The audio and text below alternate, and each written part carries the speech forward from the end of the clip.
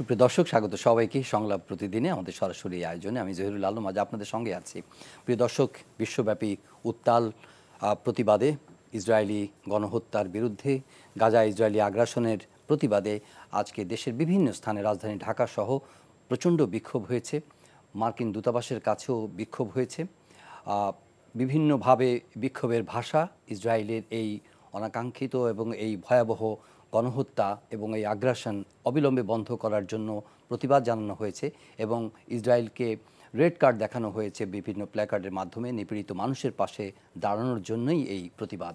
বিশ্বব্যাপী এই প্রতিবাদ চলছে। ট্রাম্প বিরোধী বিক্ষোভে উত্তাল যুক্তরাষ্ট্র, বিভিন্ন স্থানে যুক্তরাষ্ট্রের বিক্ষোভ চলছে। নেতানিয়াহু সেখানে যাচ্ছেন তার প্রতিবাদে। এদিকে দেশের ডক্টর মোহাম্মদ ইউনূস, প্রধান উপদেষ্টা, তিনি মার্কিন প্রেসিডেন্ট ডোনাল্ড ট্রাম্পকে চিঠি দিয়েছেন। তিনি যে পাল্টা শুল্ক জারি করেছেন, সেই শুল্ক যাতে 3 মাসের জন্য স্থগিত করা হয় সেই অনুরোধ জানিয়ে চিঠি পাঠিয়েছেন। ইতোমধ্যেই এই পাল্টা শুল্ক আরোপের বিরূপ প্রভাব পড়তে শুরু করেছে রপ্তানি খাতে। বিভিন্ন ক্রয়াদেশ স্থগিত হওয়া শুরু হয়েছে এমন আশঙ্কার কথা বলা হচ্ছে। এছাড়াও আজকে যে সংলাপে আমরা আরও অন্যান্য প্রসঙ্গ আলাপ করব, যেমন রোহিঙ্গাদের ফেরত পাঠানোর বিষয়ে নিয়ে নানা ধরনের আলোচনা চলছে। আদৌ তারা ফিরতে পারবে কিনা বিষয়টি নিয়ে কথা হতে পারে। চীন সফরে প্রধান উপদেষ্টা যে বার্তা দিয়ে এসেছেন সেটা সম্পর্কে নতুন কোনো সূচনা হিসেবে দেখা হচ্ছে কিনা, এসব নানা বিষয়ে আলোচনায় আসবে। আজকে ঢাকায় চলছে একটি আন্তর্জাতিক বিনিয়োগ সম্মেলন। সেখানে দেশি বিদেশি বিনিয়োগ আকর্ষণের জন্য বিভিন্ন সেশনের আয়োজন করা হয়েছে। নতুন উদ্যোক্তাদেরকে উৎসাহিত করার জন্য নানা ধরনের প্রচেষ্টা চালানো হচ্ছে সরকারের পক্ষ থেকে। সেই প্রসঙ্গটিও আজকে সম্ভব হলে আমরা আলাপ করব। শুরুতেই আমন্ত্রিত অতিথিদের সঙ্গে পরিচিত হচ্ছি। আজ রয়েছেন সাবেক রাষ্ট্রদূত জনাব হুমায়ুন কবির, স্বাগত আপনাকে। রয়েছেন জনাব সোহরাব হাসান, সিনিয়র জার্নালিস্ট, স্বাগত আপনাকেও। আমরা আলাপ করব, তবে শুরুতেই ইসরায়েলি আগ্রাসনের প্রসঙ্গ এবং বাংলাদেশের যে বিক্ষোভে যে ব্যাপকতা, এর সারা বিশ্বেই হচ্ছে এবং বাংলাদেশের মানুষও জেগে উঠেছে এই গণহত্যার বিরুদ্ধে, এই আগ্রাসনের বিরুদ্ধে, এই ধ্বংসযজ্ঞের বিরুদ্ধে। কি বলবেন অ্যাম্বাসেডর হুমায়ুন কবির? এটা তো খুবই বলার, মানে প্যালেস্টাইনের জনগণ বা গাজার জনগণ, এমনকি পশ্চিম তীরেও কিন্তু ইসরায়েলি আগ্রাসন চলছে এবং এটাই বর্বরতার বিরুদ্ধে, মানবতা বিরোধী যে কর্মকাণ্ড ওখানে চলছে, তার বিরুদ্ধে সারা পৃথিবী নিন্দা জানাচ্ছে, আমরাও জানাই। এবং ধরেন আজকে দিনটি বিশেষ করে সারা বিশ্বময়ই আমরা দেখছি বিক্ষোভ প্রদর্শন করছে এবং ধিক্কার যত রকমভাবে, যত শক্তভাবে দেয়া যায় সেটা কিন্তু দেয়া হচ্ছে। কারণ আমাদের স্মরণকালের মধ্যে এইরকম নৃশংসতা, বর্বরতা কিন্তু দেখিনি। যুদ্ধ হয় কিন্তু ইসরায়েল গাজাতে যে কাজগুলো ক্লিনজিং চলছে এবং সেটা ইচ্ছাকৃতভাবে যুদ্ধের সম্পর্কিত বিভিন্ন আইন কানুন, নিয়ম নীতি যা আছে কিছুই তারা মানছে না। কিন্তু এই যে গত কয়েকদিন আগে আপনার 15 জন মেডিক্স, অর্থাৎ যারা চিকিৎসা কর্মী, তাদেরকে, নিরস্ত্র মানুষ, তারা অ্যাম্বুলেন্সে যাচ্ছিল, তাদেরকে হত্যা করা হয়েছে এবং তাদের এই অ্যাম্বুলেন্স সহ তাদেরকে পুঁতে রাখা হয়েছিল। এখন সেটা খুঁজে পাওয়া গেছে। তো এটা তো একেবারে পরিষ্কার যুদ্ধাপরাধ। কাজে এখন মানে এই একটা ঘটনা নয়, নিরীহ নাগরিকদের বা নিরস্ত্র মানুষ যারা, বেসামরিক মানুষ যারা আছে, তাদেরকে আপনি ইন্টেনশনালি যখন কিল করেন বা মারেন, সেটাও কিন্তু যুদ্ধাপরাধের অংশ। তো কাজেই এটা বলার অপেক্ষা রাখে না যে এটা সবচেয়ে নিকৃষ্টতম ঘৃণার কাজ তারা করছে এবং সারা পৃথিবীর মানুষ সেই ব্যাপারে সোচ্চার হয়েছে। বাংলাদেশের মানুষও সোচ্চার আছে এবং এখানে কিন্তু বলা দরকার যে বাংলাদেশে কিন্তু আমরা বহু বছর ধরে, যখন থেকেই প্যালেস্টাইনি আন্দোলন চলছে, আমরা কিন্তু প্যালেস্টাইনিদের পক্ষে, তাদের জেরুজালেমকে রাজধানী করে প্যালেস্টাইনি রাষ্ট্রের পক্ষে আমরা খুব সক্রিয়ভাবেই কিন্তু বাংলাদেশ বিভিন্ন ভাবে, আমরা দ্বিপাক্ষিকভাবে এবং আন্তর্জাতিক মহলেও কিন্তু একটা সোচ্চার কণ্ঠ। এবং এখানে বাংলাদেশের মানুষ এবং বাংলাদেশ সরকার, যে কোনো সরকার যখনই থেকেছে, আমরা কিন্তু একাত্মভাবে। অন্য পার্সপেক্টিভ থেকে যদি দেখি যে আমরা মুসলিম মেজরিটি, শুধুমাত্র মুসলিম মেজরিটি না, আমরা মানে সাধারণ মানুষ হিসেবেও বিশ্বব্যাপী মানে এই ধরনের একটা ভয়ঙ্কর গণহত্যা এবং আগ্রাসন, ধ্বংসযজ্ঞের বিরুদ্ধে কিন্তু সবাই সোচ্চার আছে। কিন্তু একটা মিনিংফুল সমাধানের ব্যাপারে ধরেন যে মুসলিম উম্মার যে ভূমিকা পালন করার কথা, যে সমাধানে তো কোনো কোনো উপায় দেখছে না, একচ্ছত্রভাবে একচেটিয়াভাবে যুক্তরাষ্ট্রের সহযোগিতায় বা তাদের যারা এলাই আছে তাদের সহযোগিতায় এই এলিমিনেশন চলছে ফিলিস্তিনিদের, এটার ব্যাপারে আপনার কি মত? এটা তো 70 বছর ধরে, হুমায়ুন ভাইকে শুভেচ্ছা, 70 বছর ধরে এই গণহত্যা, একটা রাষ্ট্র নিশ্চিহ্ন করে দেওয়া। আপনি জানেন যে ইসরায়েল রাষ্ট্র যখন এই পরাশক্তির মদদে যখন ইসরায়েল রাষ্ট্র সেখানে গঠন করা হয়, তাদের ভূমি ছিল খুবই কম, এখন যেটা তার 1/3 তারও কম, আর বাকিটা ছিল প্যালেস্টাইন। এখন প্যালেস্টাইন দখল করতে করতে তারা পশ্চিম তীর, গাজা তো সর্বশেষ, এবং ঘোষণা দিয়ে যে গাজায় কোনো প্যালেস্টাইনিকে থাকতে দেওয়া হবে না বা সেখানে কোনো স্থাপনা থাকবে না। আমি মনে করি এই বর্বরতার মানে এর চেয়ে বড় উদাহরণ আর হয় না। এবং সেটি পুরো বিশ্ব, আমরা সভ্য দাবি করছি 21 শতকে, আমরা তথ্য প্রযুক্তি, বিজ্ঞান, জ্ঞান বিজ্ঞানে এত উপরে উঠেছি দাবি করি, বিশ্বকে হাতের মুঠোয় দাবি করি যে বিশ্ব একটি গ্রাম। তো এরকম মানুষ হত্যা দিনের পর দিন, মাসের পর মাস সেটা মেনে নিচ্ছে, বিশেষ করে মোড়ল রাষ্ট্রগুলো, শুধু যুক্তরাষ্ট্র না, ইউরোপীয় রাষ্ট্রগুলো। হ্যাঁ, সেখানে নাগরিক প্রতিবাদটা হচ্ছে, কিন্তু রাষ্ট্রের যারা নিয়ন্ত্রক, জাতিসংঘ কি করছে? আমরা অনেক ব্যাপারই বাংলাদেশ বা এই তৃতীয় বিশ্বের কোনো দেশে কোনো সংঘর্ষ হলে তারা এগিয়ে আসে, কিন্তু যুক্তরাষ্ট্রের মদদে ইসরায়েল যে কাণ্ড করলো, ডোনাল্ড ট্রাম্প দায়িত্ব নেওয়ার পর ইউক্রেন যুদ্ধ প্রায় বন্ধ এবং যুদ্ধ থামানোর কথা বললেন, আর বিপরীতভাবে তিনি বললেন যে বিশ্বের কোথাও যুদ্ধ হবে না এবং যুক্তরাষ্ট্র কোনো দরকার নেই, আমেরিকা হচ্ছে ফার্স্ট। কিন্তু ইসরায়েলে কিন্তু ব্যতিক্রম, সরাসরি মদদ দিচ্ছে, সরাসরি মদদ দিচ্ছে এবং বলছে যে এখন গাজায় যারা আছে, যে প্যালেস্টাইনার, তারা অন্য জায়গায় ভূমি দেখুক, অন্য জায়গায় তাদের জায়গা দেখুক। মানে এটা এই ধরনের নৃশংসতা, বর্বরতার কোনো তুলনা হয় না। এখন এটা কিভাবে করে, এর আপনি বলছেন প্রতিকার কি, এটা প্রতিরোধ করা কি? এক হচ্ছে যে মুসলিম বিশ্ব তো অথর্ব, মানে নিষ্ক্রিয়। সৌদি আরব একটা যুক্তরাষ্ট্রের যেমন মিত্র রাষ্ট্র এবং তেল সম্পদ আছে, একটা শক্তিশালী রাষ্ট্র, অস্ত্রবলেও শক্তি আছে।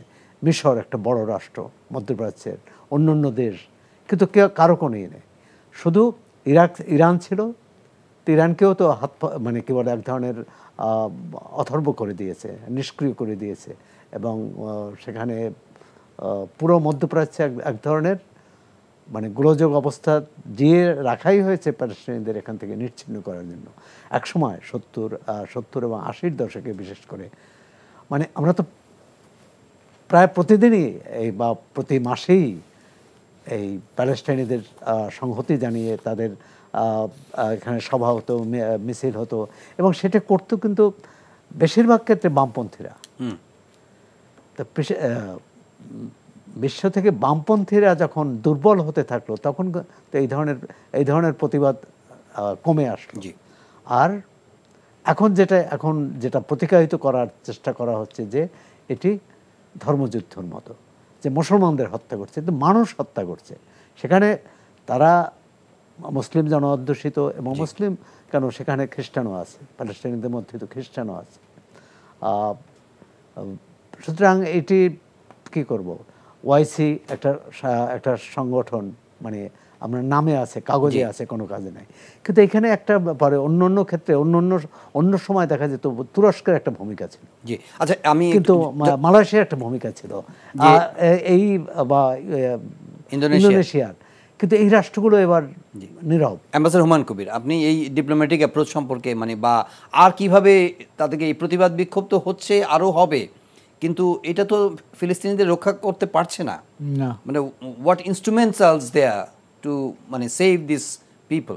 এটা তো ধ্বংস হয়ে যাচ্ছে, এটা তো শেষ হয়ে যাচ্ছে, এলিমিনেটেড হয়ে যাচ্ছে পৃথিবী থেকে। ধ্বংস হয় না কোনো, আপনি এই ধরনের যারা জনগোষ্ঠী, যাদের এরকম শক্তিশালী অনুপ্রেরণা থাকে, ইতিহাস থাকে, ঐতিহ্য থাকে, তাদের ধ্বংস করা যাবে না। যেটা হয়, ধরেন আমি যেটা আন্দাজ করছি, ইসরায়েলের নিষ্পেষণের ফলে কিন্তু প্যালেস্টাইনেরা আরও বেশি রেডিকালাইজড হবে, প্যালেস্টাইনের স্বাধীনতার জন্য একটা জেনারেশন গেছে, আবার নতুন জেনারেশন কিন্তু সেটা হবে। এবং আপনি লক্ষ্য করলে দেখবেন এই প্যালেস্টাইনিরা কিন্তু বিভিন্ন দেশে নিগৃহীত হয়েছে কিন্তু, যেমন প্যালেস্টাইনিরা 47-এর পরে এসে জর্ডানে আশ্রয় নিয়েছিল। জর্ডানে 70 সালে কিন্তু প্যালেস্টাইনকে জর্ডান থেকে বের করে দেওয়া হয়েছে। তারপর তার গেল লেবাননে, লেবানন থেকে ইসরায়েল 82 সালে ওখান থেকে বের করে দিল ইয়াসের আরাফাত সহ, তারা গেল তিউনিসিয়াতে। তারপরে সাবরা সাতিলার নৃশংসতার কাহিনী তো আমরা জানি। তারপরে এসে আমরা দেখলাম আবার এটাকে ইন্তিফাদা হলো, মনে আছে কিনা, আবার এখন পুনর্জাগরণ। তারপরে সেই অক্টোবরে আমরা গত 30 সালের অক্টোবরে যে দেখলাম, তো স্বাধীনতার স্পৃহা যাদের থাকবে, যে জনগোষ্ঠী, তাকে দমানো যাবে না, তাকে আপনি দমাতে পারবেন না, বিভিন্নভাবে সেটা প্রকাশ হবে। তো এই এখন এটা খুবই আমার ধরেন আমার বয়সে গত 3, 4, 5 দশকে এইরকম নৃশংসতা বর্বরতম ঘটনা এবার ঘটছে। এবং তাতে করে হয়তো তাদের আন্দোলন খানিকটা পিছিয়ে যাবে, কিন্তু এটা শেষ হওয়ার নয়। তবে আরেকটা জিনিস আমি বলবো, যেখানে যে আমাদের আমাদের দিক থেকে চিন্তার জায়গা, পশ্চিম প্যালেস্টাইনে কিন্তু ধরেন হামাস আর পিএলও অর্থাৎ প্যালেস্টাইনিয়ান অথরিটি, এদের মধ্যে কিন্তু এই সংঘাতের সূত্র ধরেই কিন্তু এই নৃশংসতাগুলো আসছে। এই জায়গায় প্যালেস্টাইনদের ঐক্যবদ্ধভাবে দাঁড়ানোটা ওদের খুব দরকার। তারা যদি দাঁড়াতে পারে, আমার ধারণা অন্যান্য শক্তি বা যারা বন্ধুরা আছে তারাও হয়তো আরও সক্রিয়ভাবে আরও সমর্থন তাদেরকে দিতে পারবে। যে আমরা একটু আমাদের অন্য প্রসঙ্গে যাই। যুক্তরাষ্ট্রের ডোনাল্ড ট্রাম্প ধরেন নানা ধরনের বিতর্কিত সিদ্ধান্ত নিচ্ছেন, এবং একটু আগে আমরা আলাপ করছিলাম যে ইসরায়েলকে তারা যেভাবে ন্যাক্কারজনকভাবে সমর্থন দিয়ে চলে যাচ্ছে, মদত দিয়ে চলেছে, অস্ত্র দিয়ে চলেছে এবং অর্থ দিয়ে চলেছে, অনলি টু এলিমিনেট এই ফিলিস্তিনি জনগোষ্ঠীকে। আবার দেখা যায় সারা বিশ্বে উনি এমন কিছু সিদ্ধান্ত নিয়েছেন যেগুলো খুব টার্ময়েল চলছে, বিশৃঙ্খলা চলছে। তার মধ্যে রেসিপ্রোকাল যে ট্যারিফ, এখন রেসিপ্রোকাল ট্যারিফের বিভিন্ন রাষ্ট্র থেকে সরকার প্রধানরা বা উপযুক্ত কর্তৃপক্ষরাও কথা বলেছেন। আমাদের চিফ অ্যাডভাইজার মহোদয় উনিও একটা চিঠি লিখেছেন আজকে ডোনাল্ড ট্রাম্পকে, যে 3 মাসের জন্য স্থগিত করা যায় কিনা। অলরেডি আমরা শুনতে পাচ্ছি যে আমাদের যে রপ্তানি খাত, বিশেষ করে তৈরি পোশাক খাতের বিভিন্ন ক্রয়া দেশের মধ্যে সেগুলো স্টার্টেড ইম্প্যাক্টিং, একটু নেতিবাচক প্রভাব ফেলতে শুরু করেছে, এরকম একটা আওয়াজ শুনতে পাচ্ছি। তো আপনার ফোরকাস্ট কি, এই চিঠির প্রেক্ষিতে তাদের কাছ থেকে কোনো রেসপন্স আশা করা যায় কিনা? বলা মুশকিল। তার কারণ হলো যে এটা যদি বিশেষ বিশেষ রাষ্ট্রের জন্য হতো তাহলে বিবেচনার সুযোগটা বেশি থাকতো। এখন president Trump across the board সব দেশের জন্য, সেটা তাদের যাদেরকে তারা মিত্র বলে মনে করে তাদেরকেও বাদ দেন। এই যে ধরেন ইসরায়েল, আমরা তখন গল্প করছিলাম ইসরায়েলের, নেতানিয়াহু যাচ্ছেন ইসরায়েলের উপর 17% ডিউটি দিয়েছে, এবং নেতানিয়াহু যাচ্ছেন ওয়াশিংটনে, কিন্তু এটাও একটা তার টকিং পয়েন্ট। কারণ হলো এখন এই বাস্তবতায় এই মুহূর্তে আমাদের অনুরোধ তো আমরা করেছি বা করছি, কতখানি সেটা ফল আসবে সেটা বলা মুশকিল। কিন্তু আমার কাছে যেটা মনে হয় আরও গুরুত্বপূর্ণ, যেটা আমাদের চিন্তা রাখা দরকার, সেটা হচ্ছে 2-3টা জিনিস। একটা হচ্ছে যে এটা তো আমাদের ট্যারিফ, আমরা চাচ্ছি যে 3 মাস পিছিয়ে দিলে আমরা হয়তো এই সময়টার মধ্যে সিদ্ধান্ত নিতে পারবো, ওদের ওখান থেকে আমদানি বাড়ালাম, আমাদের গ্যাপটা কমালাম, এটাই আমাদের এই মুহূর্তে মনে হচ্ছে। তার থেকে বড় গুরুত্বপূর্ণ বিষয় কিন্তু গত 40 বছর ধরে যদি বাংলাদেশের অর্থনীতিতে আপনি উত্থানটা দেখেন, তাহলে সেই উত্থানটা হয়েছিল কিন্তু আমরা গ্লোবালাইজেশন প্রসেস বলি, উন্মুক্ত বাজার পেয়েছি আমরা, শুল্কমুক্ত প্রবেশাধিকার, রফতানি অধিকার পেয়েছি, সেটা সূত্র ধরে কিন্তু আমরা হয়েছিলাম। ট্রাম্প প্রশাসন এবার যে সিদ্ধান্ত নিয়েছে তাতে করে ধরে নেওয়া যায়, এটা আমি না, যারা চিন্তাশীল মানুষ, অর্থনীতিবিদ, তার সকলেই প্রায় একমত যে গ্লোবালাইজেশন এই ফর্মে আর থাকবে না, এটা আরেকটা নতুন ফর্মে গেলে হয়তো যাবে, কিন্তু এই ফর্মের জন্য এখানে ইতি। কারণ গ্লোবালাইজেশনের উদ্দেশ্যই ছিল আপনি ওপেন স্পেস করা। তো ট্রাম্প সাহেব তো এখন ওপেন স্পেস না, উনি যত রকমভাবে ভাঙা যায় সেই স্পেসটাকে ভেঙে দিচ্ছে। এটা হলো একটা। দ্বিতীয় যেটা হচ্ছে, আমরা তো এই কাজগুলো সুযোগগুলো পেয়েছিলাম MFN, মোস্ট ফেভার্ড নেশন আওতায়। এই কনসেপ্ট, তার এই যে ট্যারিফের কনসেপ্টটা তো ওইটাকে ফেলে দিয়েছে, মানে ছুঁড়ে ফেলে দিয়েছে। ফলে বাংলাদেশের মতো দেশগুলো আগামী দিনে আমরা যে ব্যবসা বাণিজ্য করব, কম্পিটিটিভ এজ বা আমাদের তার সেটার ফর্মুলা কি হবে, তার ফ্রেমওয়ার্ক কি হবে সেটা আমরা জানি না। এখন আমরা দুশ্চিন্তাগ্রস্ত হচ্ছি মার্কিন যুক্তরাষ্ট্র দিয়েছে বলে, অন্য আরেকটা রাষ্ট্র যে দেবে না তার গ্যারান্টি আমার কি সেখানে আছে? প্রতিযোগিতার সক্ষমতা কতটুকু আছে আমার আছে কিনা। এবং তার পাশাপাশি যেটা হচ্ছে, আজকেই পত্রিকা খবর আছে যে আমাদের প্রতিযোগিতার সক্ষমতা কমছে, আজকে পত্রিকায় রিপোর্ট আছে। তো এখন এইরকম ঝড় যখন বাইরে উঠছে, যখন আমার প্রস্তুতি শক্তিশালী হওয়া দরকার, সেখানে কিন্তু আমার প্রস্তুতি দুর্বল হচ্ছে বলে পত্রপত্রিকার খবর। কাজে সেই জায়গায় আমার ধারণা যেটা একটা বড় ল্যান্ডস্কেপে দেখে পুরো ব্যবস্থাটা বাইরে যেমন এটা রিঅর্গানাইজড হবে, আমাদের অভ্যন্তরেও আমাদের অর্থনৈতিক ব্যবস্থাপনাটা রিঅর্গানাইজ। জি জনাব সোহরাব হাসান, 5ই আগস্টের পরের যেই সময়গুলো গেছে, নানা ধরনের টার্মোয়েল আমাদের এখানেও আছে, আমাদের নানা ধরনের চ্যালেঞ্জের মধ্য দিয়ে এই অন্তর্বর্তী সরকার এগিয়ে চলেছে, কিছুটা রিঅর্গানাইজ করার চেষ্টা করছেন। তার মধ্যে আমাদের ফরেন রিলেশনস, আমাদের ইন্টারন্যাশনাল ট্রেড, আমাদের এক্সপোর্ট ইম্পোর্ট, আমাদের লোকাল সিকিউরিটি, আমাদের রাজনৈতিক ব্যবস্থাকে পুনর্বিন্যাস করা ইত্যাদি নানা চ্যালেঞ্জের মধ্যে আছে। তার মধ্যে মেজর কিছু আমরা দেখতে পেলাম যে ভারতের সঙ্গে, ভারতীয় প্রধানমন্ত্রীর সঙ্গে ওনার বৈঠক হলো, উনি চায়নাতে গেলেন, এবং আমরা এখানে একটা ইনভেস্টমেন্ট সামিট করছি টু অ্যাট্রাক্ট ফরেন ইনভেস্টমেন্ট এবং to encourage local investors.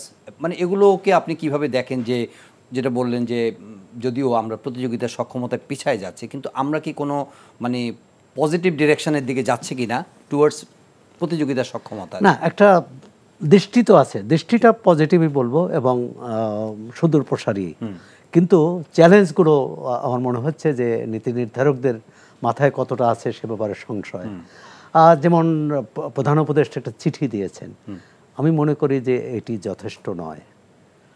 Humayun ভাই যুক্তরাষ্ট্রের রাষ্ট্রদূত ছিলেন, যুক্তরাষ্ট্রের মন বোঝা দরকার। এবং সেখানে আবার ট্রাম্প প্রশাসন তো আরও কী বলে, মানে ব্যাপারে কিছু আগাম কিছু বলা খুব কঠিন, আনপ্রেডিক্টেবল। হ্যাঁ, সেখানে একজন প্রতিনিধি পাঠানো যেত কিনা, একজন বিশেষ দূত। আমাদের তো হাই রিপ্রেজেন্টেটিভ আছে, আমি জানি না যে এই পদে রোহিঙ্গা বিষয়ে, কিন্তু তিনি তার তো আন্তর্জাতিক কূটনৈতিক অভিজ্ঞতা আছে, বা অন্য যে কারো একজন উপদেষ্টাকেও পাঠানো যেত। আমি বলছি যে এটি বোধহয় তাদেরকে এটা বোঝানো যে আমাদের সমস্যাটা যে গভীর, সেটা বোঝানো আরও বেশি ইতিবাচক হতো। এটি একটি। দ্বিতীয় হচ্ছে যে কোন সময়টা 2025, আপনি এর মধ্যে খবর এসেছে, আপনার নজরে এসেছে কিনা, এর মধ্যে ডোনাল্ড ট্রাম্প অ্যাডমিনিস্ট্রেশনের সর্বোচ্চ কোন পর্যায়ে আমরা রিচ আউট করতে পেরেছি, যে কোনো ফর্মে আর কি, যে কোনো মিটিং এর ক্ষেত্রে? ইউএসটিআর আমরা দেখি। আর একজন ডেপুটি ন্যাশনাল সিকিউরিটি অ্যাডভাইজার, যেটা খলিল সাহেব দেখা করেছিলেন কোন একটা, সেটা এটার সাথে সম্পৃক্ত না। মানে আপনি বলছেন এই যে ট্যারিফের বিষয়ে ইউএসটিআর ইজ দ্য রাইট। হ্যাঁ, সুতরাং আমরা ওই পর্যায়ে, যেমন পররাষ্ট্র মন্ত্রী বা তারা সচিব বলে, সেই পর্যায়ে যাওয়া, বা বাণিজ্য সচিব। আমি জানি না যে সেখানকার যে আমাদের রাষ্ট্রদূত আছে তিনি কতটা তৎপর। সেখানে তো লবির ব্যাপার আছে। হ্যাঁ, সেটা ডেমোক্রেট, মানে তাদের যে সিনেট এবং প্রতিনিধি পরিষদ, তাদের সেখানে লবি করার সুযোগ থাকে, আর সেটা যে কোনো বিষয়ে করে, তা আমরা সেটা ব্যবহার করতে পারি। আর এই সিদ্ধান্তটা এমন সময় আসলো যে আজকে 2025-2026 হচ্ছে বাংলাদেশের যে এলডিসি সুবিধাটা শেষ হয়ে যাবে। সুতরাং এবং যে প্রশ্নটা আসছে যে ইউরোপীয় ইউনিয়নও তো ধরে নতুন করে চিন্তা করবে, বা আমরা আগামী বছর 2026 পর্যন্ত হয়তো সুবিধা পাবো, বা আরও 2 বছর পেতে পারি। সুতরাং আমি এই চিঠিটাকে গতানুগতিক মনে করি, যে উদ্বেগ, ব্যবসায়ীদের উদ্বেগ, পুরো দেশের উদ্বেগ, সেটি ধারণ করছে বলে মনে হয়। ঠিক আছে, কিন্তু there has to be a beginning, মানে একটা দিয়ে একটা চিঠি তো দেওয়া হলো, সেটা ঠিক আছে। আর এখন ওরকম যদি সুযোগ থাকতো যে টেলিফোন করা, রাইট, হ্যাঁ, কেউ করেছে বলে খবর এসেছে যে কোন দেশের পক্ষ থেকে ডোনাল্ড ট্রাম্প, আমি তো মনে করি সেটা ভালো, চেষ্টা করে যাওয়া। আর যেহেতু আমাদের প্রধান উপদেষ্টা একটা আন্তর্জাতিক মহলে তার একটা বিশেষ অবস্থান আছে, মানে শান্তিতে নোবেল পেয়েছেন, আর সুতরাং সেটাও করা। যেমন বাইডেন প্রশাসন বা ডেমোক্রেট দল যদি থাকতো, এটা আমরা আরও জোর দিয়ে বলতে পারতাম। সামিট হয়েছে, সেটা খুব ভালো ইনভেস্টমেন্ট সামিট, মানে এগুলো সব কিছু হচ্ছে যে আমাদের যে বর্তমান চ্যালেঞ্জগুলো আছে সেই চ্যালেঞ্জগুলো কীভাবে উত্তরণ করা, সেই চ্যালেঞ্জের মধ্যে আমরা তো আমেরিকান মেজারের কথা দেখলাম, বাংলাদেশ গভর্নমেন্টও অনেকটা কনসার্ন যে কীভাবে ফরেন ইনভেস্টমেন্ট আনা যায়। এক ধরনের স্থবিরতা এবং স্ট্যাগনেন্সি তো আছে, এবং মানুষের মধ্যে বা বিনিয়োগকারীদের মধ্যে একটা ইনভেস্টমেন্ট কনফিডেন্সের ব্যাপার, সেটাকে নতুন করে জাগিয়ে তোলার সময় কি তৈরি হয়েছে কিনা, এবং এ ধরনের একটা ইনভেস্টমেন্ট সামিটের প্রাসঙ্গিকতা এবং প্রয়োজনীয়তা বা এটার ইম্প্যাক্ট সম্পর্কে আপনার কি মত? প্রাসঙ্গিকতা আছে, প্রয়োজনীয়তা আছে, এবং এটি খুবই গুরুত্বপূর্ণ। এখন কথা হচ্ছে যে যারা বিনিয়োগ করবেন তারা তো দেখবেন যে বিনিয়োগ থেকে তারা লাভবান হবেন, বা ওই দেশের বিনিয়োগ নীতি কী, ওই দেশের বিনিয়োগ পরিবেশটা কী। এখন এরকম সম্মেলন করে বা সামিট করে আমরা তাদের আকৃষ্ট করতে পারি, তাদের আমাদের কথা বোঝাতে পারি, কিন্তু ওই পরিবেশটা আমরা তৈরি করতে পারছি কিনা, অবকাঠামো তৈরি করতে পারছি কিনা, আমরা আমলাতান্ত্রিক যে জটিলতা সেগুলো দূর করতে পারছি কিনা, বা এই প্রশাসন পারবে কিনা। এর আগে সাবেক সরকারের আমলে বা তারও সাবেক সরকারের আমলে প্রত্যেক প্রধানমন্ত্রীর সঙ্গে বিরাট বিরাট বাণিজ্য প্রতিনিধি দল, এবং তারা বলতেন যে এই বাণিজ্য প্রতিনিধি দলের তারা নিজস্ব খরচে যান ওখানকার ব্যবসায়ীদের সাথে সংলাপ করতে, আলোচনা করতে। তা আমরা কিন্তু তার ফল কিন্তু খুব বেশি দেখিনি। ঘোরাফেরা, ছবি তোলা, একটু নিজেদেরকে দেখানো, অথবা একটা কি বলে একটা প্লেজার ট্রিপ। তো এর থেকে বেরিয়ে আসা, এবং আমাদের প্রধান উপদেষ্টার যে ভাবমূর্তি আছে সেটাকে ব্যবহার করা। এখন কিন্তু ব্যক্তিগত ভাবমূর্তি বা সম্মানজনক অবস্থান আর রাষ্ট্রের যে জটিল যে সম্পর্ক, কূটনৈতিক সম্পর্ক কিন্তু আলাদা। এটি কিন্তু ব্যক্তিগত সদিচ্ছা দিয়ে সবসময় জয় করা যায় না, সবসময় যেটা চাওয়া সেটা না। কিন্তু আমি একটু পজিটিভ নোট দিই এটার মধ্যে, সেটা হচ্ছে যে ধরেন এখন ইমিডিয়েট ইনভেস্টররা হয়তো জিনিসগুলো জানাশোনা হলো, বাংলাদেশের পরিস্থিতিটা জানলেন, আর যে কোনো বিনিয়োগ প্রস্তাব তো ইমিডিয়েটলি এটা যে বাস্তবায়ন হবে এমনও তো না।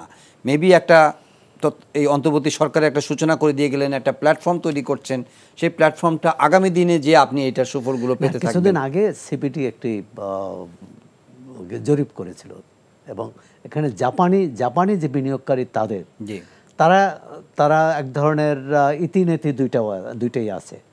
যে প্রথমত আমাদের এখানে বিনিয়োগ আকৃষ্ট করার প্রধান উপাদান হচ্ছে সস্তা শ্রম। অন্য সব ক্ষেত্রেই বাধা, আমলাতান্ত্রিক বাধা, অবকাঠামোগত বাধা, বিদ্যুৎ সংকট, গ্যাস সংকট, সড়ক যোগাযোগে সমস্যা, এগুলো দূর করতে হবে। এগুলো দূর করতে পারলে সমস্যা না। সাম্প্রতিক এই 5 আগস্টের পরে আরেকটি নতুন যে পরিস্থিতি উদ্ভব হয়েছে সেটা হচ্ছে আইনশৃঙ্খলা পরিস্থিতি। এটি তো একটা ঝুঁকিতে আছে। এটা জনাব হুমায়ুন কবির, আপনার দৃষ্টিতে এই উদ্যোগগুলোর কিছু আমি বলবো যে এখানে একটা মিশ্র চেহারা আমরা দেখি কারণে, যেমন ধরেন যেটা সোহরাব ভাই বললেন, 1999 সালে আমরা কোরিয়ান ইপিজেড বলে চিটং একটা ইপিজেড আছে, তাদের সাথে আমাদের সরকারের সিদ্ধান্ত, লেনদেন সব শেষ হয়ে গেল। এটা গত 25 বছর ধরে কিন্তু ছুটানো হয়েছে এই সরকার এসে, অন্তর্বর্তীকালীন সরকার এটা সাম্প্রতিককালে এটা আমি মনে করি একটা গুরুত্বপূর্ণ বিষয়, এবং এটাকে আপনি শোকেস করতে পারেন যে এই সরকার আজকে তো ওই যে ইয়াং ওয়ানের উনি ওখানে গেছেন, তো কাজে এটা একটা ইতিবাচক দিক আমি মনে করি। আর গত সপ্তাহে কিন্তু ইউএসটিআর একটা রিপোর্ট এই বছরের জন্য তারা পাবলিশ করেছে 2025 সালে। ওখানে ইনভেস্টমেন্টে কি করা, ওখানে আপনি কি করা দরকার বিনিয়োগকে আকৃষ্ট করার জন্য, তার একটা লিস্টিং কিন্তু করা আছে। না কিন্তু অ্যাম্বাসেডর হুমায়ুন কবির, মানে বাংলাদেশে কি দরকার এইটার ব্যাপারে আমার মনে হয় যে খুব বিরাট কোনো গবেষণার কোনো আর প্রয়োজন আছে বলে মনে করি না। উদ্যোগগুলো নিতে হবে, এবং সেই জায়গাগুলোতে এখন ধরেন আমরা কি খুব ভিজিবল উদ্যোগ দেখছি, আমরা কি দুর্নীতির বিরুদ্ধে খুব সোচ্চার বা সক্রিয় কোনো অবস্থান দেখছি? হ্যাঁ, এসিসি সক্রিয়, কিন্তু সেটা আবার অন্য ডাইমেনশনের দিকে আমরা দেখতে পাচ্ছি, প্রায়োরিটিটা একটু ডিফারেন্ট। আমরা আমলাতান্ত্রিক জটিলতা কি কমাতে পারছি? তো কাজে এই জায়গাগুলোতে আপনাকে, এবং পরিবেশ আরও যে বিষয়গুলো যে আপনি লজিস্টিক্স বলেন এটা বলেন সেগুলোকে খুব বেশি ইমপ্রুভ করাতে পেরেছি। তো কাজেই ইনভেস্টমেন্টের দরকার। আর তার চেয়ে সবচেয়ে বড় যে জিনিস, বিদেশি বিনিয়োগ সবসময় দেশীয় প্রাইভেট সেক্টরের কাঁধে চড়ে আসে।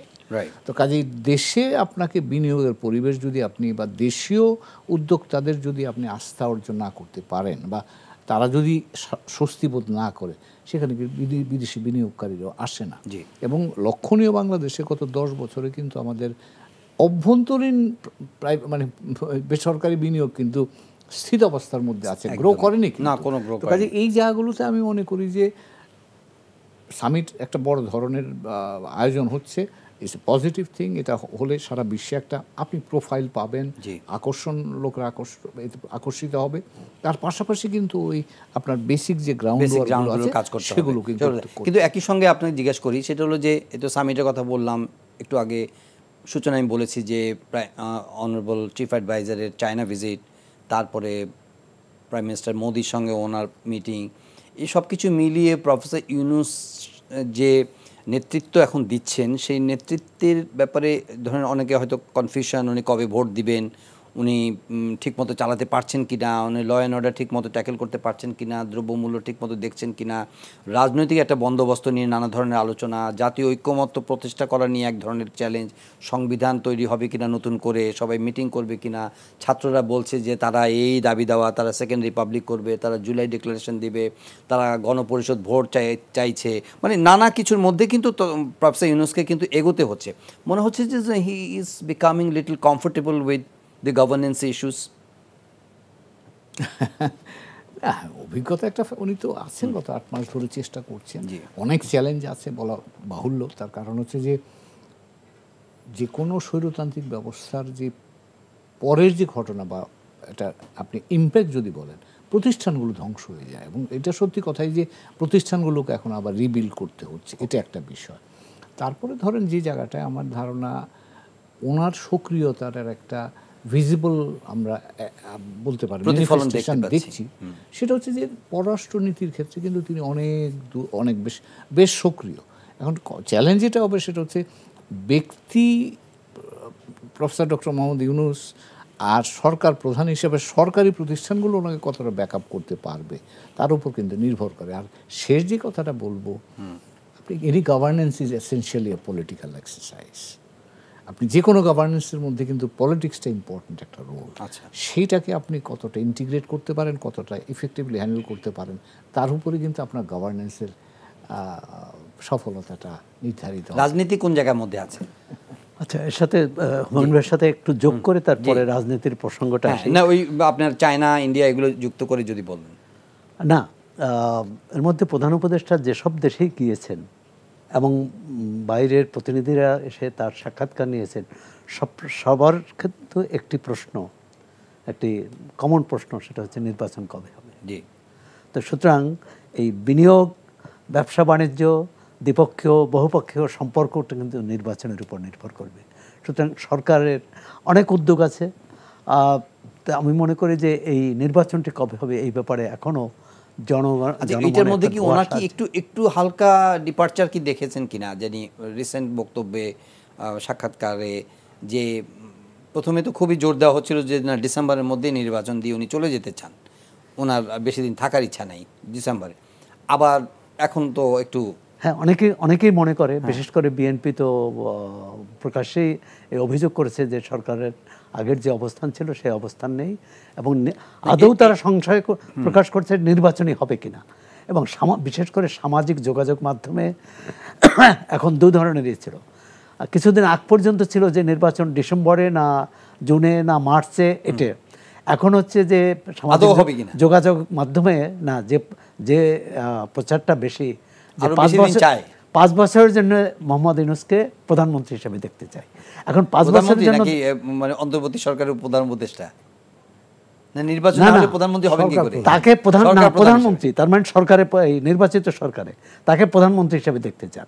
তাহলে প্রশ্ন হলো যে উনি অন্তর্বর্তী সরকারের প্রধান হিসেবে কিন্তু নির্বাচনে অংশ নিতে পারবেন না।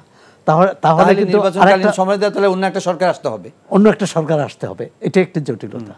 দ্বিতীয় হচ্ছে যেটা বললেন যে হ্যাঁ তার আন্তরিকতা, তার তাহলে দক্ষতা। কি আপনি যে ইঙ্গিতটা করছেন তাতে কি মনে হয় যে মানে এরকম দূরতম কোনো সংকেত বা ইঙ্গিত কি দেওয়া যায় যে প্রফেসর ইউনূস অন্তর্বর্তী সরকার হিসাবে আর থাকছেন না যখন নির্বাচন সময়, আসলে এবং উনি কোনো রাজনৈতিক দলের সঙ্গে সম্পৃক্ত হতে পারেন? সেটা এই সবগুলো প্রশ্ন বা সবগুলো সংশয় কেন জানেন? আমাদের যে রাজনৈতিক দলগুলো আছে, অমৃত মাঠ ছাড়া জি, এর বাইরে যে দলগুলো আছে, সবার সম্পর্কে মানুষের প্রত্যাশার চেয়ে সংখ্যাটা বেশি। আচ্ছা, যে তারা ক্ষমতায় আসলে কি করবে। এমনকি যে নতুন দল যারা নতুন নতুন রাজনৈতিক বন্দোবস্তের কথা বলছেন, এনসিপি, তাদের কোনো কর্মকাণ্ডে এ পর্যন্ত নতুন বন্দোবস্তের কথা নাই। একমাত্র না কেন, তারা যে 4-5টা দাবির কথা বলেছে এগুলো সবই নতুন বন্দোবস্ত। তাদের সংবিধান রিরাইট করতে চায়, সেকেন্ড রিপাবলিক করতে চায়, গণপরিষদ নির্বাচন করতে চাওয়া চায়, এবং যেটি প্রকাশ্যে করছেন, এই দুটার মধ্যে দুইটা মানে আপনি কোনটা কি দেখছেন আপনি ডিফারেন্সটা কি? প্রথমত হচ্ছে যে পুরনো দলগুলো যেভাবে সমাবেশ করে, যেভাবে সম্মেলন করে নিজে আত্মপ্রকাশ করেছে, পুরনো দলগুলো সেভাবে করেছে। তারা যেভাবে ইফতার পার্টি বা বিভিন্ন বড় বড় আয়োজনের মধ্য দিয়ে নিজেকে প্রকাশ করতে চায়, তারাও সেটা করছে। দ্বিতীয় হচ্ছে আরও যেসব পুরনো দলগুলোর একটা বড় অভিযোগ পুরনো দলগুলো সম্পর্কে যে তাদের আর্থিক আয় ব্যয়ের স্বচ্ছতা নেই, জবাবদিহি নেই। নতুন দলও কিন্তু সেই জবাবদিহিটা তৈরি করতে পারেনি। তারা যদি এটা করতো তাহলে কিন্তু সবাই তাকে তাদের কি বলে অভিনন্দন জানাতো যে এই দল তারা নতুন বন্দোবস্ত চায়, সেখানে তারা 10 টাকা খরচ করেছে, এই 10 টাকা কোত্থেকে এসেছে সেটি জনগণকে জানিয়েছে। এটা কি মানুষ জানতে চায়? অবশ্যই জানতে চায়। হ্যাঁ, একটু শুনে আসি জনাব হুমায়ুন কবির। মানুষ জানতে চায়। আমি ফিল্ডে 8টা জেলাতে কাজ করে আসছি, বিভিন্ন স্টেক হোল্ডারদের সাথে, তরুণদের সাথেও, প্লাস যারা অন্যান্য স্টেক হোল্ডার আছে। রাজনৈতিক দলগুলো সম্পর্কে মানুষের প্রধানত 2টা জায়গায় তাদের আগ্রহের জায়গা। একটা হচ্ছে মানুষ রাজনৈতিক দলগুলোর নেতৃত্বের পরিবর্তন চায়, বলতে এটা যে সার্কুলেশন অফ লিডারশিপটা চায়। এবং আরও একটা জিনিস যেটা চায় সেটা হচ্ছে ওরা বলছে যে আমরা 1 পারসন 1 পোস্ট, যিনি দলের প্রধান থাকবেন তিনি যেন এমপি সাহেব না হন, তিনি যেমন দলের প্রধান থাকবেন তিনি যেন প্রধানমন্ত্রী না হন, তিনি যেন সংসদের নেতা না হন। এটা তো ওই আপনার যে সংস্কার প্রস্তাব যেগুলো আছে তার মধ্যে তো প্রধান সংস্কার প্রস্তাবের মধ্যে তো এগুলো আছে। সেটা তো আমরা জনগণের কাছে সেটাই তাদের মতামত নেওয়ার চেষ্টা করেছিলাম। তো তারা বলছেন যে 1 পারসন 1 পোস্ট, সেটা সরকার এবং রাজনৈতিক দল সব জায়গায় একই প্রিন্সিপাল হওয়া উচিত। এটা একটা বিষয়। দ্বিতীয় যেটা সৌরভ ভাই বললেন আমি যোগ করি, রাজনৈতিক দলগুলোর আর্থিক ব্যবস্থাপনাটা কি, তারা কোত্থেকে টাকা পায়, তারা কিভাবে টাকা ব্যয় করে। এবং এইটাও বলছে জনগণের দাবি যে প্রতিটা রাজনৈতিক দলের প্রতি বছরের আয় ব্যয়ের হিসাব সিএও অফিস যেটা আছে আমাদের কন্ট্রোল অ্যান্ড অডিটর জেনারেল, এই সরকারি অফিস কর্তৃক প্রতি বছর অডিটেড হতে হবে। তো কাজেই মানুষের দাবি এই বিষয়ে একেবারে পরিষ্কার। তারা রাজনৈতিক দলগুলোর কাছ থেকে স্বচ্ছতা চায়, তারা চায় নেতৃত্ব তৈরি হোক। আরও একটা জিনিস বলে দিই, সেটা হলো আমাদের একটা রাজনৈতিক প্র্যাকটিস হয়েছে যে এলাকার ভোটার নয় সেও কিন্তু ওখানে গিয়ে নির্বাচন করতে পারে। জনগণের দাবি হচ্ছে সেই লোকই নির্বাচন করবে যে অঞ্চলের ভোটার, বাইরের লোককে আমরা দেখতে চাই। এটাও বলেছে মানুষের কিন্তু প্রত্যাশা অনেক উপরে, এগুলো বাড়ছে।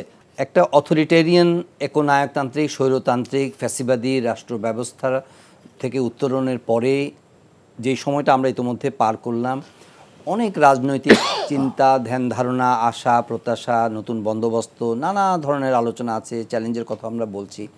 কিন্তু এই যে যারা কি বলবো যে মাঠের প্লেয়ার, যারা খেলোয়াড়, যারা আগামী নির্বাচনে ভোটের মাধ্যমে বা সংস্কার সাধন করে নতুন সরকার গঠন করবে, এই যে রাজনৈতিক শক্তিগুলো, তাদের মধ্যে আপনি কি ধরনের পজিটিভ কি ধরনের ভাইব দেখছেন? তারা আসলে একটা নতুন পরিবর্তনের সঙ্গে এমব্রেস করার জন্য কতখানি প্রস্তুত? তা কি যেই আলোচনাগুলো চলছে এর মধ্যে কাদা ছোড়াছড়ি, ঢেলাঢেলি, এক ধরনের বিক্ষিপ্ত আলোচনা, কোনো ধরনের কনসোনেন্স, কোনো ধরনের সামঞ্জস্য, বন্ধুত্ব, সৌহার্দ্য, আন্তরিকতা, এগুলো দেখছেন নাকি বৈরিতা আস্তে আস্তে ক্রমবর্ধমান? কি মনে হয় আপনার? প্রথমত হচ্ছে আমরা সবসময় বৈরিতার মধ্যেই থাকি। আপনি সেটা দলের ভেতরে এবং এক দলের আন্তদলীয়, এক দলের সঙ্গে অন্য দলের, সরকারের সঙ্গে বিরোধী দলের, সুতরাং আমরা এক ধরনের এস.আর. সেন নামে একজন ভারতীয় পণ্ডিত, তিনি বাংলাদেশ সম্পর্কে একটা লেখা লিখছিলেন 90-এর গণ অভ্যুত্থানের পরে। তিনি বলছিলেন এটি মানে 90-এর পর তো সবাই ঐক্যবদ্ধ থাকার কথা ছিল যে স্বৈরতন্ত্রের পতন হয়েছে, সুতরাং এখন গণতন্ত্রের জন্য সবাই গণতন্ত্র যা শক্তিশালী হয় সেটা কাজ করবে, কিন্তু সে তো করলো না। 5 আগস্টের পরেও কিন্তু একই প্রবণতা রাজনীতিতে অন্তত। আর আপনি বলেছেন স্বৈরাচারী ব্যবস্থার পরিবর্তন হয়নি, স্বৈরাচারী সরকার চলে গেছে কিন্তু ব্যবস্থাটা কিন্তু রয়ে গেছে। ওই সরকারকে যারা টিকিয়ে রেখেছিল যে অর্থনৈতিক ব্যবস্থা, সেই ব্যবস্থা এখনও অটুট আছে এবং সেই ব্যবস্থার সুফল তখনকার ক্ষমতাসীনরা নিয়েছে, এখন ভবিষ্যতে যারা ক্ষমতায় আসবেন তারা নিচ্ছেন। সুতরাং অবস্থার কিন্তু পরিবর্তন হয়নি। এটা হচ্ছে বড় কঠিন প্রশ্ন। এবং নতুন বন্দোবস্ত, আমরা নতুন বাংলাদেশ দেখতে চাই, কিন্তু কিভাবে, এটার রূপরেখা নেই। এমনকি তরুণ যারা এই স্লোগান দিচ্ছে তাদের মধ্যেও নেই। আর অন্তর্বর্তী সরকারের প্রথম দিকের যে তারা একটা নির্বাচন করতে এসেছে, কিছু সংস্কার, সেই সংস্কারটা করে তারা দায়িত্ব থেকে বিদায় নেবেন। এবং একটু ইন্টারাপ্ট করি, তো সরকার কি এক ধরনের চাপের মধ্যে আছে? ধরেন প্রফেসর ইউনূস যখন কথা বলছিলেন তখন বলে যে আপনারা যতটুকু সংস্কার চান ততটুকু করেই হয়তো আমি করব, যেরকম চাবেন সেই অনুযায়ী ব্যবস্থা নিব। কিন্তু এমনকি মনে হয় যে নতুন রাজনৈতিক বন্দোবস্তের কথা যারা বলছে, লাইক আপনি ধরেন যে এনসিপি বা অন্যান্য রাজনৈতিক দলগুলো অথবা বিএনপি কম সংস্কারের কথা বলে বা তারা সংস্কারকে নির্বাচন পরবর্তী এজেন্ডা মনে করে, তো মনে হয় যে উনি একটা চাপের মধ্যে আছেন যে আসলে কম সংস্কার না বেশি সংস্কার, আসলে কিভাবে সিদ্ধান্তটা নেবেন, এই সিদ্ধান্তটা নেওয়ার মতো মানে কি বলবো যে সাহস বা কনফিডেন্স উনি এখনো চাপের মধ্যে তো আসেনি। কিন্তু ওর চেয়েও বেশি চাপ তিনি যে লক্ষ্যে এসেছেন বা ছাত্ররা তাকে যে লক্ষ্যে এনেছেন সেটি তিনি শেষ করতে পারবেন কিনা, সেই দায়িত্বটা শেষ করতে পারবেন কিনা। মানে এখানে কি ছাত্ররাই তার অনলি স্টেক হোল্ডার, মানে ছাত্ররাই তাকে এনেছে, মানে ছাত্ররা প্রস্তাব দিয়েছে, যেটি পত্রপত্রিকায় এসেছে বা বিভিন্ন সামাজিক যোগাযোগ মাধ্যমে আমরা দেখছি, বা ছাত্রদেরও দাবি করেছে, তারা নামটা প্রস্তাব দিয়েছে এবং সেটা বোধহয় ভালোই করেছে। কেন উনি না থাকলে অন্য কাউকে 1 নম্বর করলে এই 8 মাস এক সরকার থাকতো কিনা সেটা ব্যাপারে সন্দেহ, বড় ধরনের সংখ্যা। জি আপনি শেষ করবেন, যে জানা হুমায়ুন কবির আপনি অ্যাড করতে যাচ্ছেন। ছোট্ট করে দুটো জিনিস বলবো। আমার কাছে মনে হচ্ছে যে ধরেন বাংলাদেশের রাজনৈতিক দল বলেন আপনি বা তরুণ প্রজন্ম বলেন, আমার কাছে মনে হচ্ছে যে আমরা একটা জেনারেশনাল ট্রানজিশনের মধ্যে আছি এখন, নিশ্চিতভাবে। এবং এই জেনারেশনাল ট্রানজিশনের ইম্প্যাক্ট সকল রাজনৈতিক দল এবং অন্যান্য কর্মকাণ্ডের উপরও যাবে। কীরকম আমি বলছি, আপনি লক্ষ্য করবেন বিএনপি তার 31 দফার পরবর্তী পর্যায়ে যেসব বক্তব্য দিচ্ছে, তারা কিন্তু বলছে মানে বলার চেষ্টা করছে কিছু, তারপর কিন্তু আবার চাপে পড়ে আস্তে আস্তে তারা কিন্তু আবার তরুণ প্রজন্মের সাথে মানে অ্যালাইনমেন্টের দিকে আসছে। তো আমার ধারণা রাজনৈতিকভাবে এই বিষয়টা গুরুত্বের সাথে কিন্তু মানে প্রতিফলিত হবে, কীভাবে আমি বলতে পারবো না। অর্থনৈতিকভাবে আমি যদি বলি, মানে এটা কি বলতে যাচ্ছেন যে এক ধরনের পলিটিক্স অফ অ্যাকোমোডেশন, সেই অর্থে বলবো না, তরুণ প্রজন্মের প্রত্যাশাটা প্রতিফলিত হবে আগামী শাসন ব্যবস্থা, এটা নিশ্চিত। দ্বিতীয় যেটা আমার কাছে মনে হয় সেটা হচ্ছে যে এরা এসেছিল কি জন্যে, তাদের জীবন জীবিকা, তাদের ভবিষ্যতের গল্প নিয়েই তো তারা। বৈষম্য বিরোধী মানেটা কি, আন্দোলনটা চরিত্র তো ছিল তাদের এমপ্লয়মেন্ট, তাদের ফিউচার। নিশ্চিত এর অর্থ দাঁড়াচ্ছে ভবিষ্যতের যে রাজনৈতিক অর্থনৈতিক কাঠামোটা হবে, এই কাঠামোটাকে আপনাকে এই তরুণ প্রজন্মের সাথে চাহিদার সাথে সাজুজ্যে আনতে হবে। প্রত্যেকটা বিষয় ওটার সঙ্গে অ্যালাইন হয়ে যাবে। তারা কিন্তু তারা চাকরি চাইবে, তাদের এমপ্লয়মেন্ট চাইবে। আপনার অর্থনীতি যদি এমপ্লয়মেন্ট না করতে পারে তাহলে কিন্তু আপনি নিশ্চিত আরেকটা বড় ধরনের মানে আন্দোলন বা যাই বলেন একটা ঝুঁকির মধ্যে কিন্তু আমরা যাব। আর লাস্ট পয়েন্ট যেটা বলবো সেটা হচ্ছে যে এইগুলো শুধু আমাদের এখানে হচ্ছে তা না, এটা কিন্তু বৈশ্বিকভাবে আপনি দেখেন বাংলাদেশ গত 53-54 বছরে কিন্তু আমরা এখন যেই ধরনের ঝুঁকিতে এসে পড়েছি এটা কিন্তু আগে কখনো পড়িনি। এটা শুধু আমরা না, সারা বৈশ্বিক দ্বিতীয় বিশ্বযুদ্ধের পর থেকে যে অর্থনৈতিক বা রাজনৈতিক কাঠামো, কূটনৈতিক কাঠামোটা তৈরি হয়েছিল, পুরো ব্যবস্থাটা ভেঙে পড়ছে কিন্তু এখন। তো কাজে এই অবস্থায় আপনার অভ্যন্তরীণ এবং বাইরে দুই জায়গাতে কিন্তু নতুন করে চ্যালেঞ্জ তৈরি হচ্ছে। এবং আমরা আগামী দিনে যদি নিজেদেরকে আমরা রেলিভেন্ট রাখতে চাই, না কিভাবে এই রেলিভেন্সের একটু একটা রেসিপি দেন, তারপর আমরা সৌরভ হাসানের কাছে যাব। রেলিভেন্ট রাখার রেসিপিটা কি? মানে আপনাকে যেটা হচ্ছে আগে যেভাবে আমরা রাজনীতি করেছি, অর্থাৎ অর্থকেন্দ্রিক, গোষ্ঠী কেন্দ্রিক, এই রাজনীতি এটা চলবে না। আর ডিফিকাল্ট হবে, কারণ তরুণ প্রজন্ম অনেক বেশি তথ্য চায়, অনেক বেশি পার্টিসিপেশন চায়, অনেক বেশি অ্যাকাউন্টেবিলিটি চায়। তো কাজে এগুলোকে আমরা আরেকটা হচ্ছে যে একটা জ্ঞান নির্ভর রাজনীতিও দরকার। Exactly, technology is there. So কাজে আপনাকে এই বিষয়গুলো এখন চিন্তার মধ্যে, আপনার এই গভর্নেন্সের মধ্যে ইন্টিগ্রেট করতে হবে।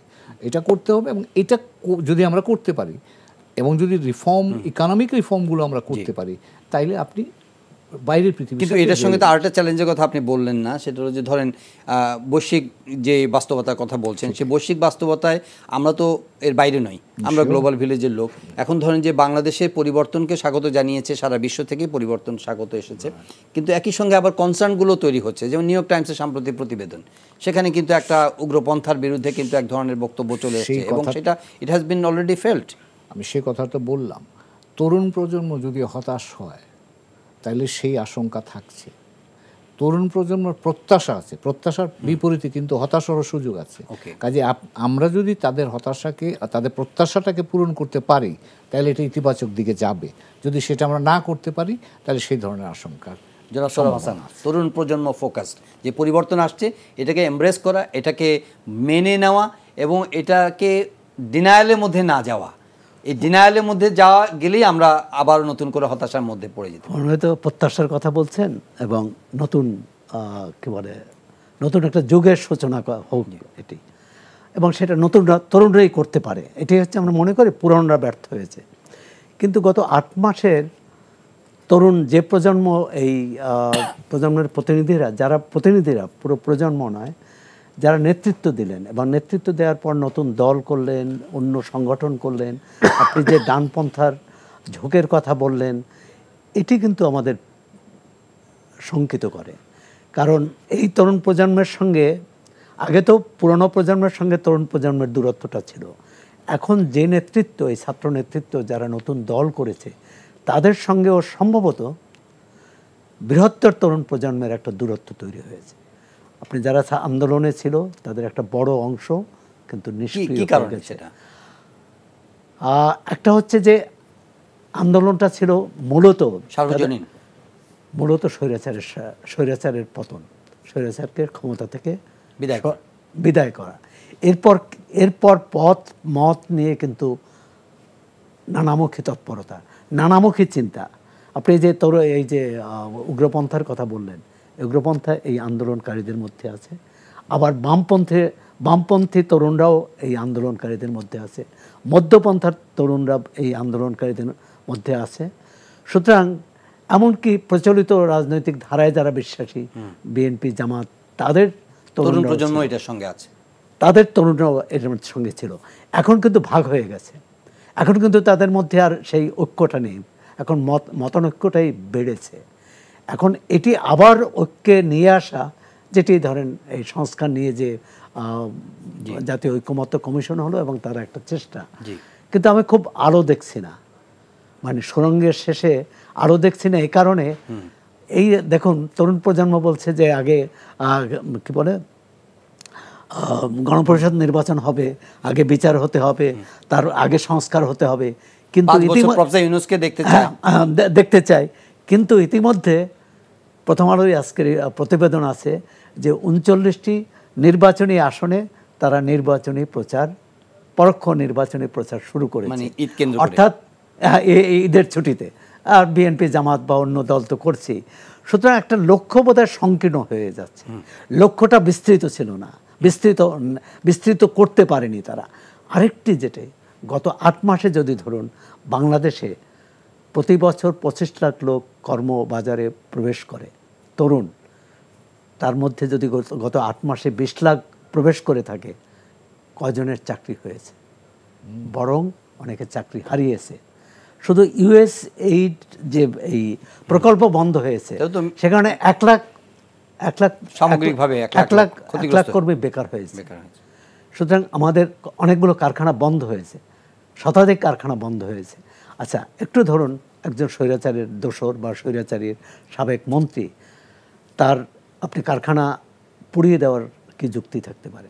সেই কারখানা চালু করেন রাষ্ট্র সেটা অধিগ্রহণও করতে পারে, কিন্তু কারখানাটা বন্ধ করে বা পুড়িয়ে দিয়ে আপনি তো এর উপর যে নির্ভরশীল ছিল যত হাজার হাজার কর্মী, তাদেরকে বেকার করে দিলেন। আচ্ছা, এই প্রসঙ্গে একটু আলাপ করেই নিতে চাই আমরা। এটা আলোচনা শুরুতেই আমরা ওই ইসরায়েলি আগ্রাসনের প্রসঙ্গ তুলেছিলাম। ঢাকায় কিন্তু আজকে প্রতিবাদ বিক্ষোভের সঙ্গে বেশ কয়েকটি কেএফসি আউটলেট মানে একটা কেএফসি আউটলেটের ভাঙার ছবি পাওয়া গেছে। এটা এই দৃষ্টিভঙ্গিটা মানে সেটাও তো হচ্ছে, আমরা প্রতিবাদ তো এটা অহিংস প্রতিবাদী হওয়ার কথা, গণতান্ত্রিক উপায়ে প্রতিবাদ জানানো।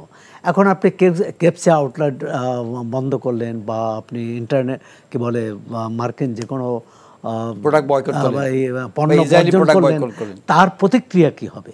অবশ্যই তাৎক্ষণিক প্রতিক্রিয়া হতে পারে একজন নাগরিক, বরং এই আহ্বান যে থাকতে যে আমরা অমুক পণ্য কিনবো না। হ্যাঁ, কিন্তু আপনি আক্রমণ করবেন, ক্ষতিগ্রস্ত করবেন তাতে, এবং একই সঙ্গে বিনিয়োগ সম্মেলন হবে, এই দুটি তো না, এটা ঠিকই। আমি মনে করি যে শান্তিপূর্ণ হওয়াই বাঞ্ছনীয়।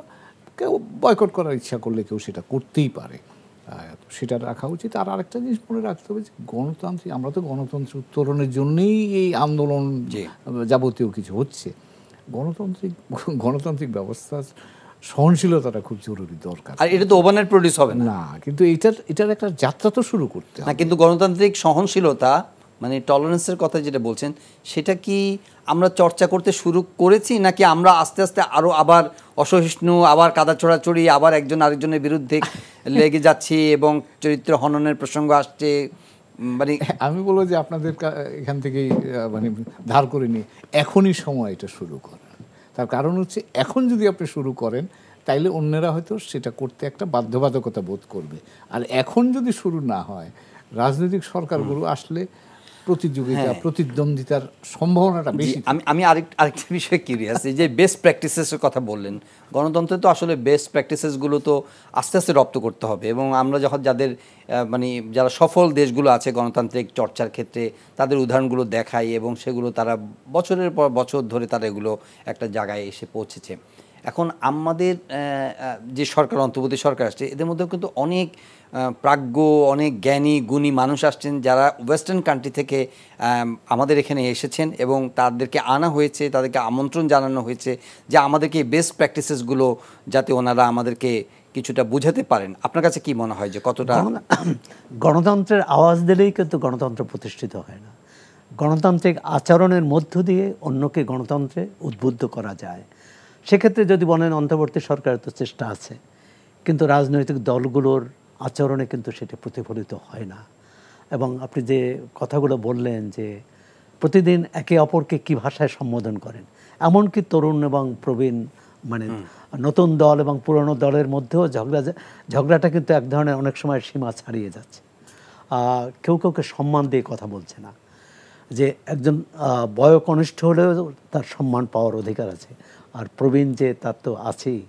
সুতরাং সামাজিক যোগাযোগ মাধ্যম আমাদের পরিবেশটাকে কিন্তু অনেকখানি কলুষিত করছে। এই ব্যাপারেও আমি মনে করি যে যারা রাজনীতির মাঠে আছেন তাদের, কিন্তু এটা যদি আপনি বলেন তখন তার প্রশ্ন আসবে যে আপনি মত প্রকাশের স্বাধীনতার বিরুদ্ধে অবস্থান নিচ্ছেন। মত প্রকাশ এবং বিদ্বেষ ছড়ানো কিন্তু এক না। মানে ফ্রিডম, একটা কথা আছে, এটা কিন্তু পৃথিবীর সব জায়গায় একটা কথা আছে, freedom comes with responsibility, of course, তাই না? তো আমরা মানে ব্যক্তি স্বাধীনতা চর্চা করব, বাক স্বাধীনতা চর্চা করব, বাট উইথ ডিউ রেসপন্সিবিলিটি। জি, জনাব হুমায়ুন কবির। আমি যেটা বলবো বা সোহরাবের কাছ থেকে কথা একটু যোগ করি, বাংলাদেশের জন্য এটা খুব ক্রিটিক্যাল টাইম। কিন্তু কেন ক্রিটিক্যাল টাইম? আমরা, পৃথিবীর মানুষ আমাদেরকে কিভাবে দেখতে চায়, এটাও কিন্তু আজকের জন্য, আমার জন্য একটা টেস্ট। তা আমি মনে করি যে পৃথিবীর মানুষ বাংলাদেশকে একটা গণতান্ত্রিক দেশ হিসেবেই দেখতে চায়। না চায়, কিন্তু অলরেডি আমরা যে ইতিমধ্যে যে বার্তাটি তারা পেয়েছে, এটাকে আপনি কত মানে কিভাবে এটা দেখবেন যে খুব পজিটিভ বার্তা গেছে, মানে যাচ্ছে কি আমাদের না, সম্পর্কে? এখনো পর্যন্ত তো যেটা উনি বলছিলেন, আমরা সেরকম সুনির্দিষ্ট কোনো বার্তা তো দেইনি বা দিতে এখনো দেইনি। কিন্তু আমি বলছি যে আইডিয়ালি, বা আমার নিজের অভিজ্ঞতার আলোকেই বলছি, সেটা আপনি এমনকি চীন ও বাংলাদেশকে গণতান্ত্রিক দেখতে চায়, এটুকু আমি বলতে পারি। চীন, বাকিদের কথা বাদ দিলাম। আচ্ছা। কারণ চীন যদিও প্রচলিত প্রথাগত গণতান্ত্রিক দেশ নয়, কিন্তু তারাও বাংলাদেশকে দেখতে চায়। দ্বিতীয় যে জায়গাটা মনে রাখতে হবে, আমরা যদি বুঝে থাকি বাইরের মানুষের প্রত্যাশা, বাংলাদেশকে সকলেই কিন্তু উদারনৈতিক দেশ হিসাবেই দেখতে চায়। লক্ষ্য করবেন, উদারনৈতিক দেশ হিসাবে দেখতে চায়। কি কারণে এটা? কারণ বাংলাদেশের মতো আপনি এখানে একটা ছোট ভূখণ্ডে অনেক বেশি মানুষ, লিমিটেড রিসোর্স। এক্স্যাক্টলি। তো কাজেই আপনি এই যে জায়গাটা, এখানে এইটার মধ্যে উদারনৈতিকতা না থাকে, কোনো অস্থিরতা অ্যাফোর্ড করতে পারি না আমরা। ইউ ক্যানট, এটা কনফ্লিক্ট হবে, মানে আপনার এই নেচার আপনি কনফ্লিক্ট প্রোন হয়ে যাবেন। লাস্ট জিনিস যেটা বলবো সেটা হলো যে আমার মানুষ কিন্তু চায় বাংলাদেশ পৃথিবীর সাথে সংযুক্ত থাকুক। কারণ আমাদের ভাগ্য, সেটা অভ্যন্তরীণ বলে বা বাইরে বলে, আমাদের ভাগ্য সারা পৃথিবীর সাথে সংযুক্ত। আমরা ৭১ একটা আমরা দৃষ্টান্ত দেখিয়েছি, এরপর যদি বলি ২৪ আর একটা দৃষ্টান্ত দেখিয়েছি। সুতরাং বাংলাদেশকে মানুষ কিন্তু এই দৃষ্টান্তের যে প্রতিফলন দেখতে চায়, তার কারণে বাংলাদেশে এমন কোনো ঘটনা ঘটবে না যাতে অন্য দেশ এখানে সংখ্যালঘুদের উপর নির্যাতনের অভিযোগ করতে পারে। বাংলাদেশে এমন কিছু ঘটবে না, এমন কিছু এমন কিছু ঘটবে না যাতে উগ্রপন্থা নিয়ে বাংলাদেশকে পশ্চিমা বিশ্ব অভিযুক্ত করতে পারে। সুতরাং এক ধরনের আমাদের সুরক্ষাটা হবে কিন্তু আমাদের আচরণের মধ্য দিয়ে, আমাদের পারস্পরিক বোঝাপড়ার মধ্য দিয়ে এবং গণতন্ত্র চর্চার মধ্য দিয়ে।